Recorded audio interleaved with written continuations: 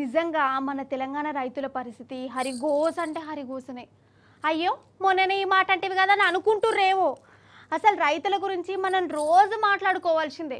వాళ్ళ బాధ లోకానికి తెలిపవలసిందే. అసలు వాళ్ళని ఏ టీవీలో పట్టించుకోకుండా ఏ పేపర్ వాళ్ళు రాయకుండా మనమన్నా చెప్పుకోవాలి, అవునా కాదా? అందుకే రైతుల దిక్కు నేను నిలబడ్డా, రైతుల బాధనే నేను చెప్పాలని ముంగడబడ్డా. అయితే రైతులు పండించిన వడ్లను కొనే దిక్కు దివానం లేదు కదా నొల్ల. పాపం వానకు దడిచినాయి, మొలకలు కూడా వచ్చినాయి. రైతు రోడ్డు మీద పడ్డాడు. ఇట్లా సర్కారు మీద కడుపు మండిన ఒక రైతు ఏం చేసిండు ఎరికేనా? చూడరు మీరే. రారీ నిర్మల్ జిల్లా కలెక్టర్ ఆఫీస్కు లోపలికి పోయి చూద్దాం. అగో చూసిరా, వడ్ల బత్తనోళ్ళ ఒక రైతు పట్టుకొచ్చిండు. కలెక్టర్ సార్ ఇంట్లో వేయడానికి కాదు, నిరసన నిరసన అన్నట్టు ఇదంతా. అయితే మన కాడ వడ్లు కొంటలేరు కదా సర్కారు వాళ్ళు, మార్కెట్లు బంద్ పెట్టే కళ్ళాలల్లా మార్కెట్ల కాడ వడ్లన్నీ తడిచిపోయినాయి, మొలకలు కూడా వచ్చినాయి. రైతుది గోస అంటే గోస, పట్టించుకునేటోడే లేడు. సర్కారు అస్సలు ఇలా దేక్తలేదు. రైతుకు కండ్ల పొంట నీళ్ళే మిగిలినాయి.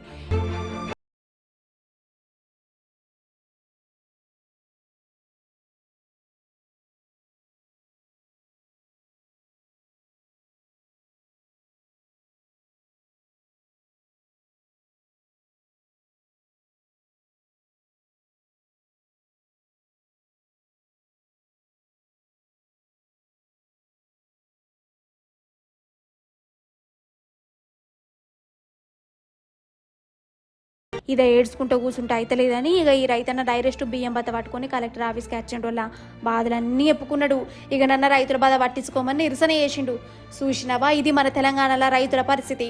ఓ దిక్కు అందాల పోటీలని, ఈ పోటీలని, ఆ పోటీలని మన సర్కారు వాళ్ళు బిజీగా ఉన్నారు. కానీ రైతుల పరిస్థితి ఏమో గిట్లా అయిపోయాయి. రేవంత్ సారు కలెక్టర్ ఆఫీస్కు వడ్ల బత్త మోసుకొని మరీ వచ్చిండంటే జరిగినకి ఎంత బాధ అనిపించిందో అర్థం చేసుకోరారు. మేము గత 15 రోజుల క్రితం పోసినాము.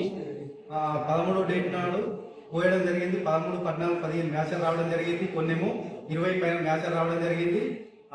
లారీలు రాలేదు, అమ్మాలి వాళ్ళు రాలేదు. పిఎస్సిఎస్ నిర్వాహకులు 4-5 గ్రామాలకు జోకడం జరిగింది. మా ఊళ్ళో జోకలేదు.